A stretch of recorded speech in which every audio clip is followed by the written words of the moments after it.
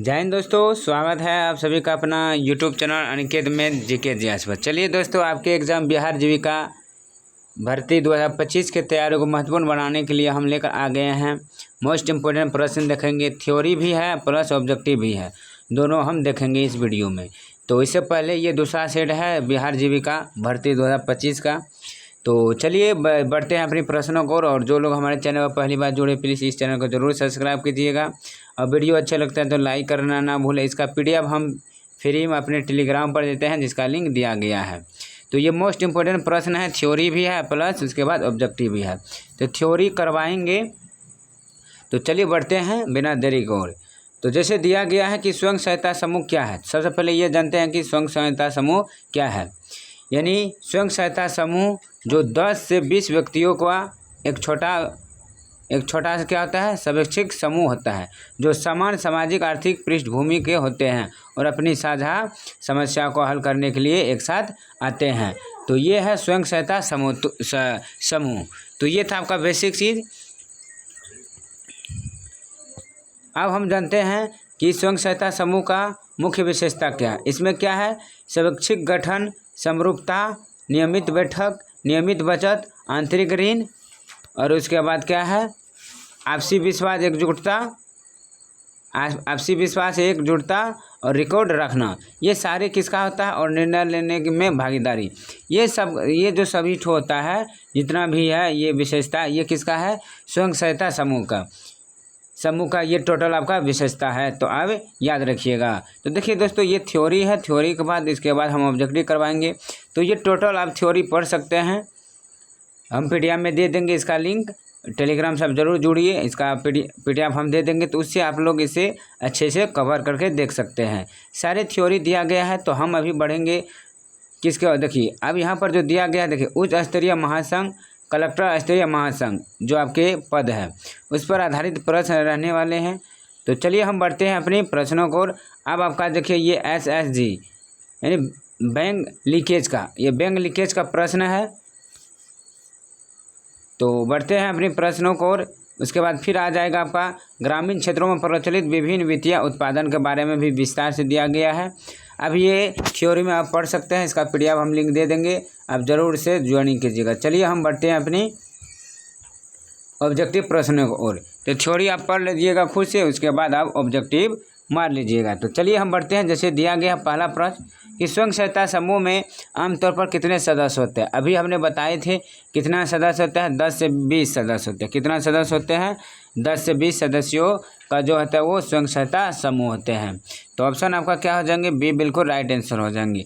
अगली सवाल है कि SHG का सबसे महत्वपूर्ण और मूलभूत तत्व क्या है। देखिए तत्व के बारे में भी दिया गया था। थ्योरी आप पढ़ेंगे तो आप सारे प्रश्न याद रख लेंगे। तो SHG का सबसे महत्वपूर्ण और मूलभूत तत्व क्या है, तो इसका जो सही आंसर हो जाएंगे दोस्तों ऑप्शन C, नियमित बचत। क्या है, नियमित बचत है। नेक्स्ट सवाल, अगली सवाल है कि SHG द्वारा अपने सदस्यों को प्रदान किए जाने वाला ऋण क्या कहलाता है। SHG द्वारा अपने सदस्यों को प्रदान किए जाने वाले ऋण क्या कहलाता है। तो 3 का आपका राइट आंसर C हो जाएगा, आंतरिक ऋण कहलाता है। क्या कहलाता है, आंतरिक ऋण कहलाता है। ऑप्शन C बिल्कुल राइट आंसर हो जाएंगे। अगली सवाल को बढ़ते हैं। SHG की ग्रांटिंग मुख्य रूप से किस उद्देश्य के लिए की जाती है। तो 4 का आपका सही आंसर क्या हो जाएंगे, ऑप्शन C, बैंकों को ऋण देने के लिए ऋण योग्यताओं का आकलन करना। तो ऑप्शन C आपका करेक्ट आंसर हो जाएंगे, किसका, 4 का ऑप्शन C। नेक्स्ट सवाल है ग्राम संगठन। अब देखिए ग्राम के बारे में विस्तार से दिया गया है, तो वो भी आप थ्योरी पढ़ सकते हैं।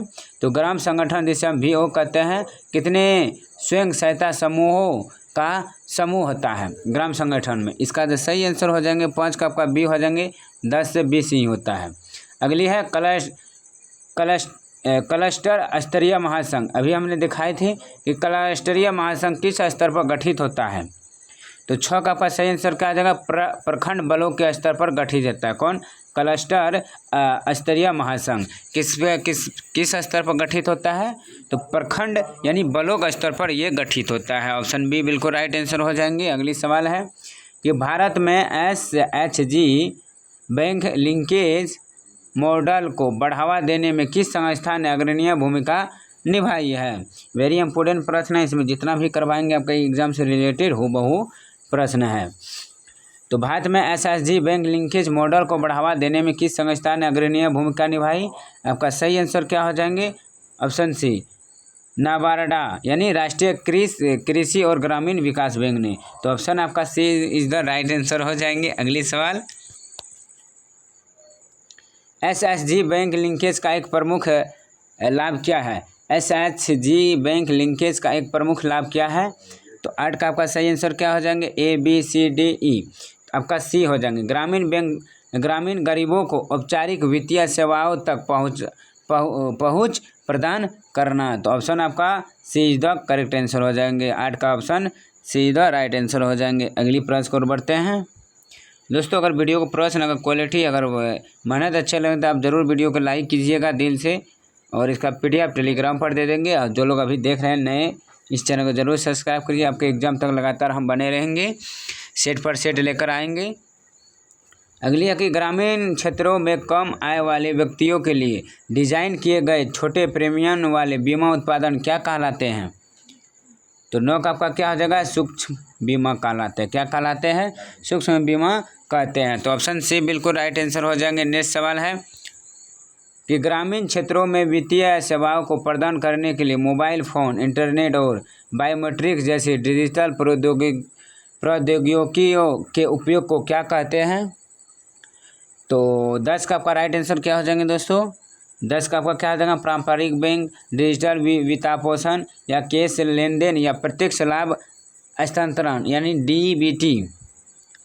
इसका राइट आंसर आपका बी हो जाएंगे। क्या हो जाएंगे? ऑप्शन बी, डिजिटल वित्त पोषण हो जाएंगे। ऑप्शन बी बिल्कुल आपका करेक्ट आंसर हो जाएंगे। अगली सवाल है AEPS यानी आधार समक्ष भुगतान प्रणाली। AEPS का फुल फॉर्म आधार समक्ष भुगतान प्रणाली में बैंक लेन देन के लिए किस प्रमाणीकरण की आवश्यकता होती है? तो आधार समक्ष भुगतान प्रणाली में बैंक लेन देन के लिए किस प्रमाणीकरण की आवश्यकता होती है? पासवर्ड, पिन, आधार नंबर या डेबिट कार्ड। 11 का आपका राइट आंसर सी हो जाएगा, आधार नंबर और आधार नंबर और बायोमेट्रिक प्रमाणीकरण। तो ऑप्शन आपका सी बिल्कुल आपका राइट आंसर हो जाएंगे। अगली सवाल को बढ़ते हैं। चलिए अगली सवाल को बढ़ते हैं। अगली सवाल है आपका 12 के स्वयं सहायता समूह के लिए नगद क्रेडिट लिमिट या टर्म लोन कौन प्रदान करता है? स्वयं सहायता समूह के लिए नगद क्रेडिट लिमिट या टर्म लोन कौन प्रदान करता है? 12 का आपका राइट आंसर क्या हो जाएंगे? सी हो जाएंगे, वाणिज्यिक बैंक और क्षेत्रीय ग्रामीण बैंक। तो ऑप्शन आपका सी बिल्कुल करेक्ट आंसर हो जाएंगे। अगली सवाल को बढ़ते हैं। प्रधानमंत्री जीवन ज्योति बीमा योजना के तहत 18 से 50 वर्ष के लोगों के लिए 2 लाख रुपए का जीवन कवर कितने वार्षिक प्रीमियम पर उपलब्ध है? तो 13 का आपका राइट आंसर क्या हो जाएंगे? 436 रुपये। कितने पर आधारित है? 436, ऑप्शन सी। ग्रामीण क्षेत्रों में वित्तीय पहुंच के अंतर को बांटने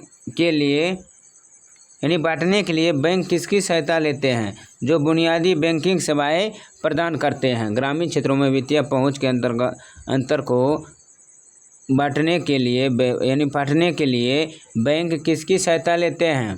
जो बुनियादी बैंकिंग सेवाएं प्रदान करते हैं। तो 14 का आपका राइट आंसर क्या हो जाएंगे? ऑप्शन बी, बैंक मित्र यानी व्यापार संवाददाता का। ऑप्शन बी बिल्कुल आपका करेक्ट आंसर हो जाएंगे। अगली सवाल को और बढ़ते हैं। नंबर 15 का है कि स्वयं सहायता समूह का एक मुख्य उद्देश्य क्या है जो महिलाओं के संदर्भ में विशेष रूप से महत्वपूर्ण है? तो इसका जो राइट आंसर क्या हो जाएंगे? 15 का आपका सही आंसर हो जाएंगे दोस्तों, ऑप्शन सी हो जाएंगे। क्या हो जाएंगे? सी, महिलाओं का सशक्तिकरण। Option C is the right answer. Cluster स्तरीय महासंघ का एक प्रमुख कार्य क्या है?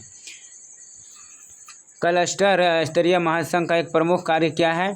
16 का आपका बी हो जाएंगे, सामुदायिक निवेश निधि का प्रबंधन करना और VOS माध्यम से SSGS तक पहुंचाना। अगली है, ग्रामीण क्षेत्रों में अपशिष्ट से धन के सिद्धांतों को बढ़ावा देने के लिए सामुदायिक संस्थाओं की क्या भूमिका हो सकती है? तो 17 का आपका बी हो जाएगा कृषि अपशिष्ट या अन्य स्थानीय संसाधनों का उपयोग कर सूक्ष्म उद्यमों को बढ़ावा देना। तो 17 का आपका बी इज द क्या हो जाएंगे करेक्ट आंसर हो जाएंगे। अगली सवाल को बढ़ते हैं। प्रधानमंत्री फसल बीमा योजना का प्राथमिक उद्देश्य क्या है? प्रधानमंत्री फसल बीमा योजना का प्राथमिक उद्देश्य क्या है?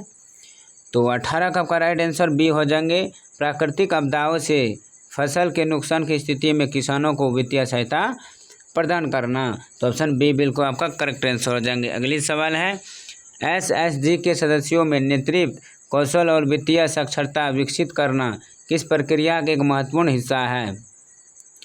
तो आप क्या बताएंगे? तो option see the right answer क्षमता निर्माण और प्रशिक्षण। क्षमता निर्माण और प्रशिक्षण option see the right answer. अगली सवाल है और बढ़ते हैं। सामुदायिक संस्थाएं भारत में ग्रामीण विकास के किस पहलू में सबसे महत्वपूर्ण भूमिका निभाती है? सामुदायिक संस्थाएं जैसे एसएचजी, वीओ या सीलैप। तो भारत में ग्रामीण विकास के किस पहलू में सबसे महत्वपूर्ण भूमिका निभाती है?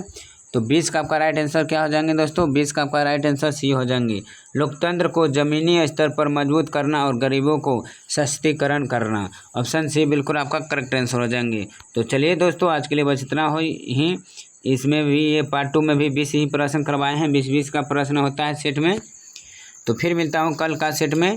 ये जो आपका थ्योरी जो दिया गया है अब ये थ्योरी ज़रूर नोट कर लीजिएगा और पीडीएफ हम डाल देंगे, उससे आप लोग ज़रूर सारे पीडीएफ को डाउनलोड कर लेंगे। तो उम्मीद है कि आपको ये प्रश्न अच्छे लगे होंगे। तो आप वीडियो को ज़रूर लाइक कीजिएगा, चैनल पर पहली बार है तो सब्सक्राइब करना ना भूलें और अपने दोस्तों ग्रुपों के साथ शेयर ज़रूर कीजिए ये वीडियो को।